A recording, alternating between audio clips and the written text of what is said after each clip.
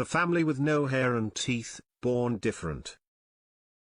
Neela, Musa, and Lusa are beyond normal women. They were born without hair or teeth. They live on the shores of Lake Tona with the smallest ethnic group in Kenya, known as the El Molo tribe. But where were they born like this? How are they surviving? In this country, the Romaria, every true believer must remove 6 lower teeth to be recognized by their God. So, it is a command, it is not negotiable, and any true believer and member of Lego Maria must remove the 6 lower teeth. While some feel it's something evil that made them like this. Lusa is now 80 years old. These 3 women were born without teeth or hair.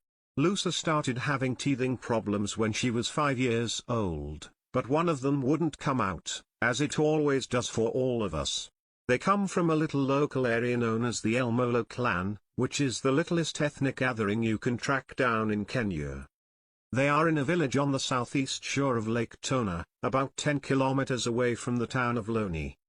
Locally, there are around 300 individuals. This is the home of this family, who are also members of this tribe. Just like many nomadic tribes in the north, they all carry a wooden headdress to help them maintain their hairstyle while sleeping. However, these women have something special that sets them apart from the others. Since Lusa was born, she had no hair on my head, and a portion of her teeth would not come after she grew up.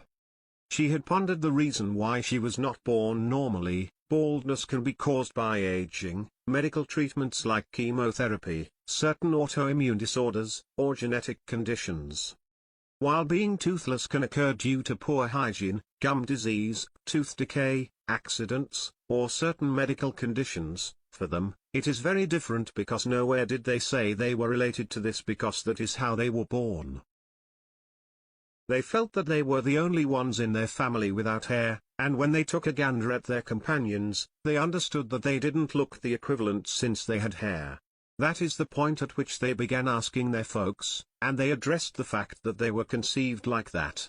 It's exceptional in their family, and it was not their decision. At the point when others shaved their hair, it recovered, yet they generally remained uncovered. They accepted that as the way they were created by God. They live a very poor life, mainly due to the culture of the region, where they still live in tiny tents and there's no food in general. The Maasai people taught the Ilolo tribe some customs, such as circumcision for both boys and girls. At the point when young ladies get itched, they are circumcised around the same time. In the same way as other different networks in Kenya, they have wedding services as well. When a boy and a girl are getting married, their parents discuss and talk about it.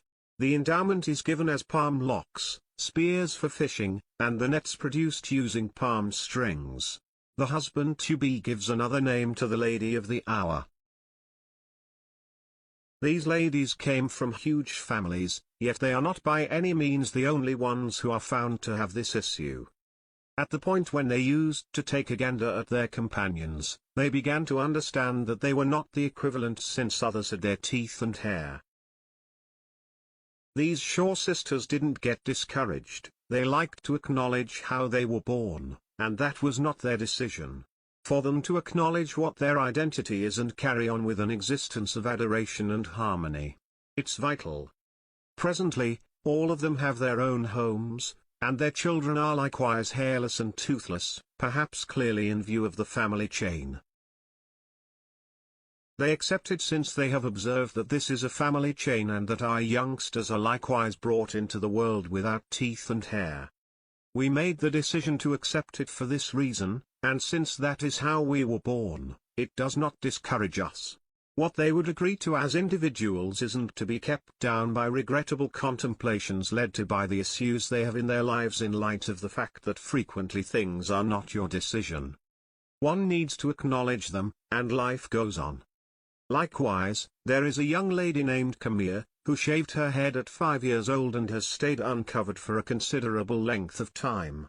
Presently, the most astonishing piece of her condition is that she was conceived ordinarily and was fine until she was 5 years of age. Her dad shaved off her hair, and from that point on, it never came back, which they believed was black magic.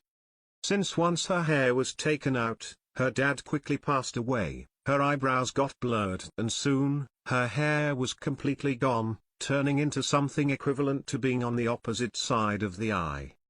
This shows us that, regardless of what challenges life throws at us, tolerating our day-to-day routines and one another and experiencing them with affection and fellowship is the way to a cheerful life.